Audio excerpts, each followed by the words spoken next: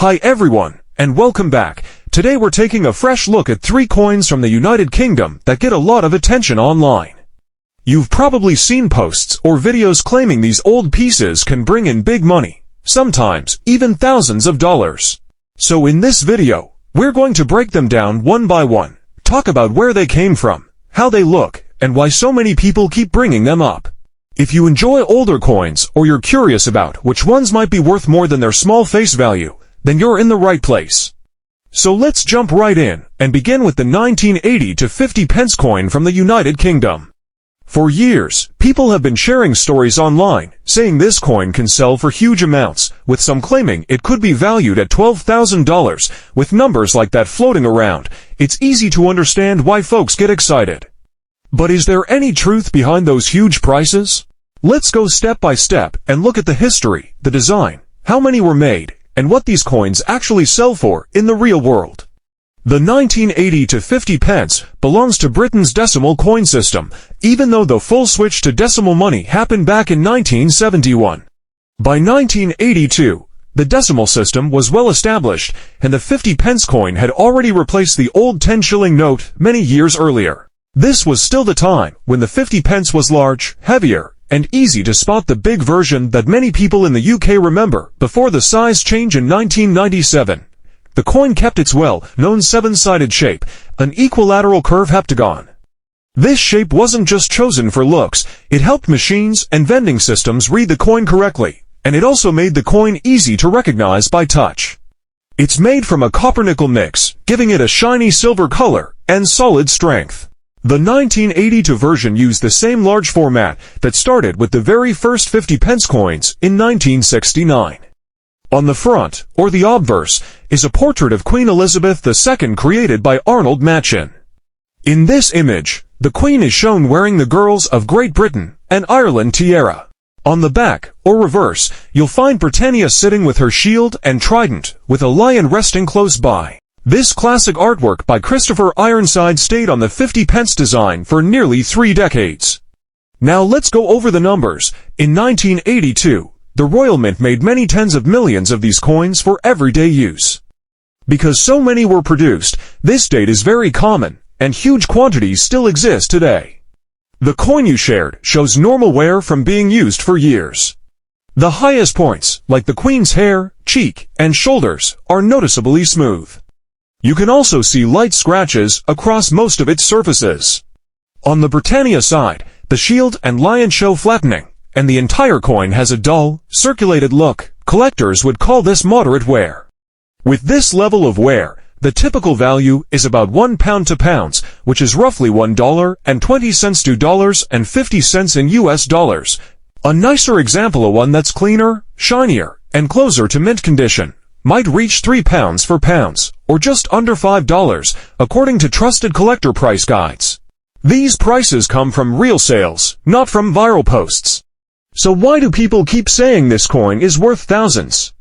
Not long ago, someone put a 50 pence coin online with a price tag of £8,642, which is over $12,000. When people see a number like that, it's easy to believe the coin must be extremely special. But that number was only an asking price. There's no proof anyone paid it. It was just a seller hoping someone would buy it, not a real market value. There are only a couple of situations where this coin could actually be worth more than normal. One is if the coin has a true minting error, like a double strike, an off-center strike, or a missing design section. Errors like these do exist and can get attention. But most coins that people think are errors are usually just worn down, scratched, or damaged from normal use. The second case involves proof coins. Proof 50 pence coins were made with extra care, strong detail, and mirror-like shine for collectors. A proof from this period, kept in excellent condition, and still in its original case, might sell for £10, £20, sometimes a bit higher if it has been professionally graded. So what's the real value of the 1980 to 50 pence coin? For most folks, it falls between £1 and £3, just slightly above its face value.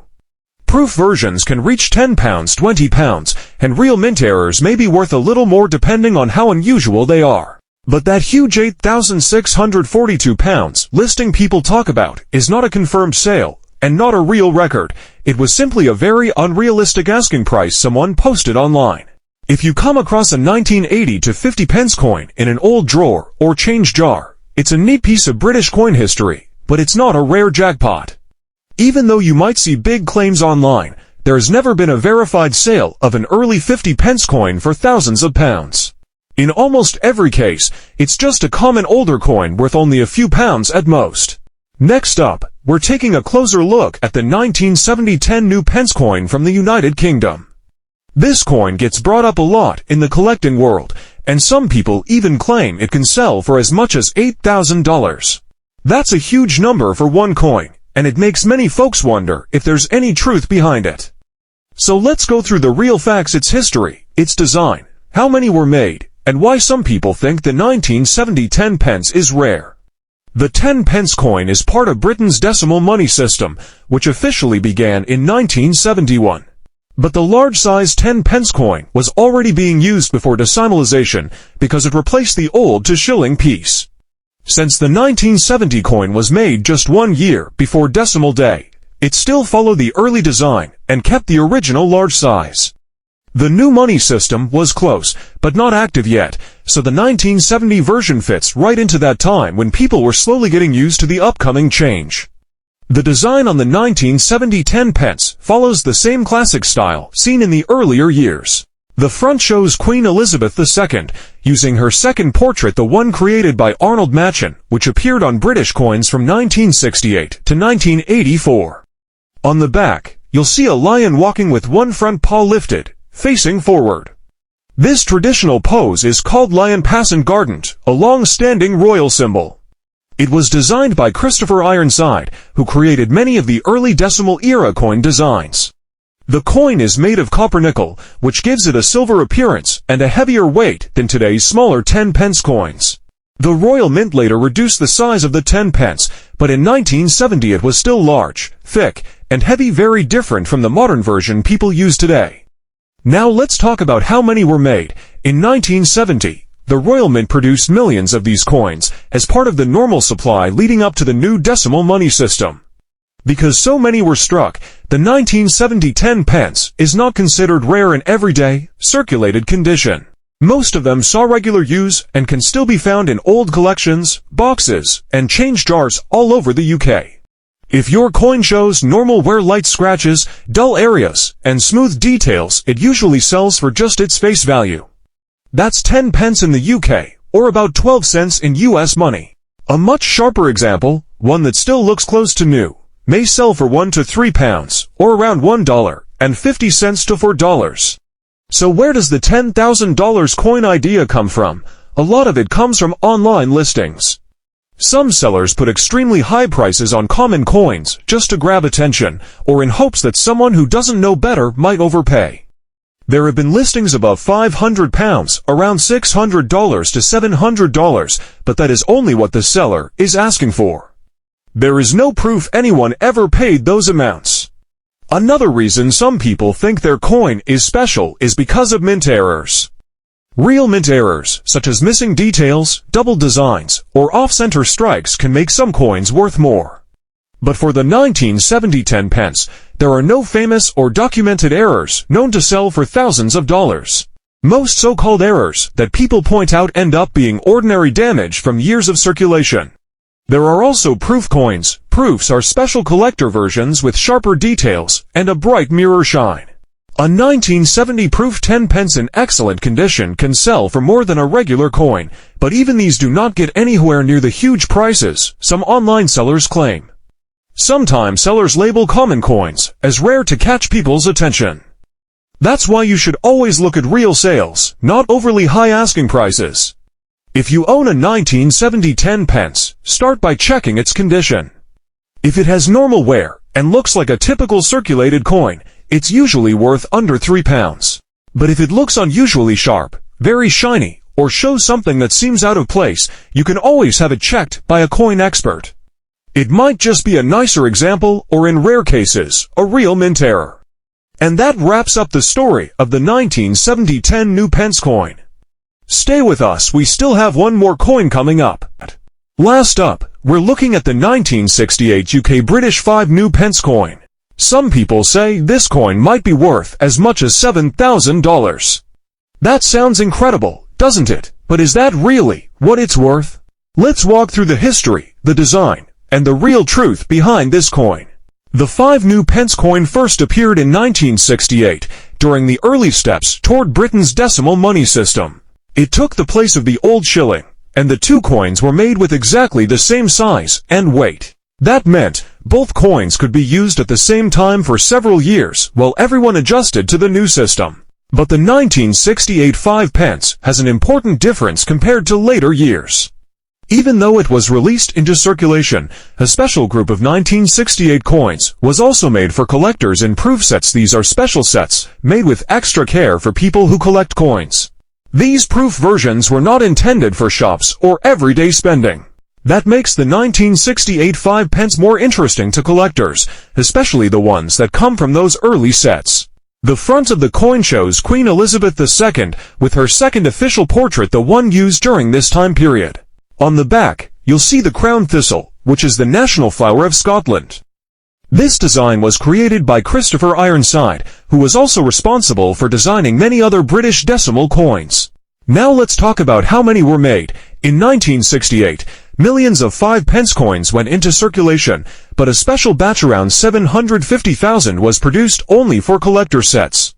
That number is far lower than the regular circulation coins, but it still isn't considered extremely rare. These collector set coins were stored carefully in cases or packaging, so many of them stayed in very nice condition. Because they were protected, most 1968 proof 5 pence coins today still look shiny and clean.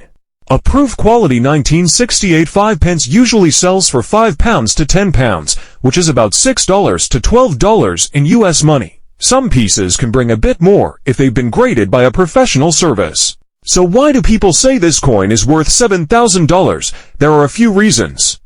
One is that sellers sometimes list their coins at extremely high prices online, hoping someone might buy them.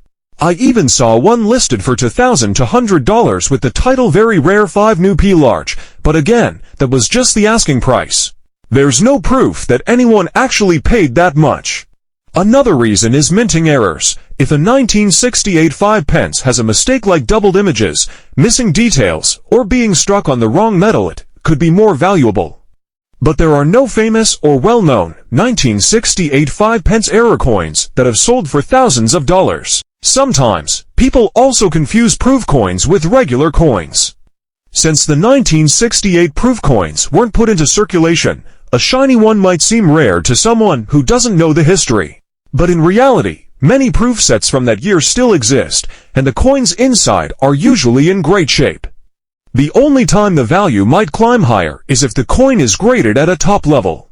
Even then, it might reach around £100 or a little more, but not thousands. If you have a 1968 5 pence, the first thing to check is where it came from. If it looks bright, clean, and almost unused, there's a good chance it was taken from a proof set. But if it has strange marks, missing details, or anything that looks out of the ordinary, it might be worth letting a coin expert take a closer look. Even though it's fun to imagine owning a $7,000 coin, the regular 1968 5 pence usually sells for less than £10.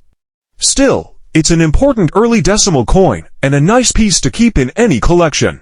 That means the 1969 5 pence, the 1968 1 penny, and the 1968 5 pence are all interesting pieces of UK coin history.